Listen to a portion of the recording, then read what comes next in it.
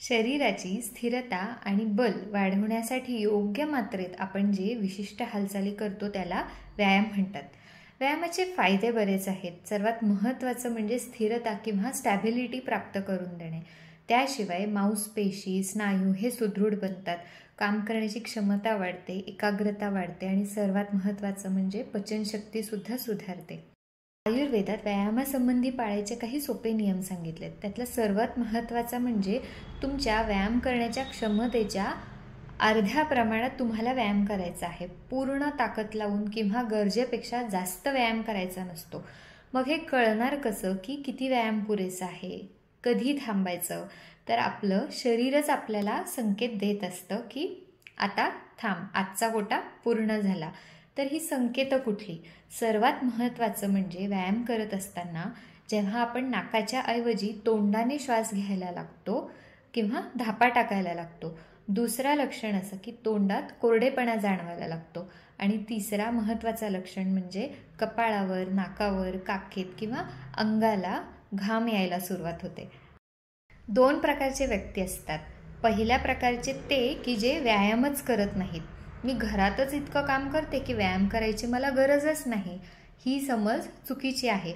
आणि दुसऱ्या प्रकारचे ते की जे मी रोज जिममध्ये 50 ते 100 स्क्वॅट्स करत असते. तर हाही प्रकार चुकीचाच आहे. व्यायाम केलाच नाही तर शरीराची स्थूलता वाढते, आळस वाढतो, जीवनशैलीजन्य आजार जसे मधुमेह, हृदयरोग ह्यासारखे आजार होतात.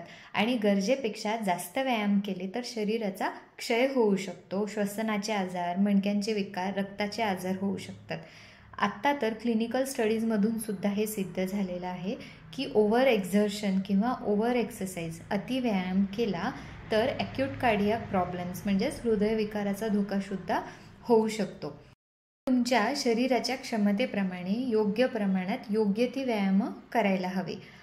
तर तुम्ही जर बऱ्याच दिवसांनी किंवा पहिल्यांदाच व्यायामाला सुरुवात करत असाल तर अगदी पहिल्याच दिवशी इतका व्यायाम करायचा नाही की थकून तुम्ही दुसऱ्या दिवशी पुन्हा व्यायामच करणार नाही. पहिल्या दिवशी 15 मिनटं लागतील, दुसऱ्या दिवशी 20 मिनटं लागतील. तर शरीराची व्यायाम करण्याची क्षमता ही हळूहळू वाढत जाते. त्याच्यामुळे हळूहळू व्यायाम करण्याची वेळ ही वाढवत जायची. आणि व्यायाम करण्याची जी क्षमता असते ती प्रत्येक व्यक्तीची वेगवेगळी असू शकते. एकाच व्यक्तीची क्षमतासुद्धा ऋतूप्रमाणे बदलू शकते. जसं थंडीमध्ये, वसंत ऋतूमध्ये क्षमता ही थोडी जास्त असते, उन्हाळ्यामध्ये आणि पावसाळ्यात मात्र थोडा व्यायाम हा कमी करायचा. व्यायाम तर सगळ्यांनी करायलाच हवं, पण काही अशा अवस्था आहेत जिथे व्यायाम करायचा नसतो. जसं जेवल्यानंतर लगेच व्यायाम करायचा नसतो. जेवणात आणि व्यायामात कमीत कमी 4 ते 5 तासांचा अंतर असायला हवा. म्हणूनच सकाळची वेळ ही व्यायामासाठी सर्वात उत्तम वेळ आहे. त्यानंतर आजारी असताना किंवा आजारानंतर जो थकवा असतो तो जाईपर्यंत व्यायाम करायचा नसतो. वातरोग किंवा तीव्र वेदना, कुठेही शरीरात तीव्र वेदना असताना वैद्यांच्या सल्ल्याशिवाय व्यायाम करायचा नसतो. गर्भिणींनी सुद्धा वैद्यांच्या सल्ल्याने किंवा योगगुरूंच्या सल्ल्याने योग्य ती आसनं केली तर चालतील. स्त्रियांनी मासिक धर्माच्या वेळी किंवा पाळीच्या वेळी मात्र व्यायाम करायचा नसतो. त्याने गर्भाशयाच्या आजार होण्याची शक्यता असते.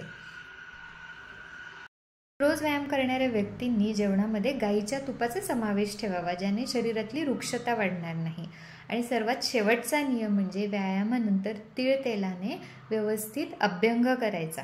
अभ्यंग रोज जमत नसेल तर कमीत कमी आपल्या हाताने हातापायाला आणि अंगाला हलके हलके दाब द्यायचे. त्याने जे मांसपेशी आहेत त्यांना आराम मिळतो. तर ह्या विषयावर तुम्हाला काही शंका असतील तर कमेंटमध्ये नक्की विचारा. अजून कुठल्या विषयांवर व्हिडिओ बनवलेला तुम्हाला आवडेल हे नक्की कमेंटमधून मला सुचवा. धन्यवाद. सर्वे जनाः सुखिनो भवन्तु.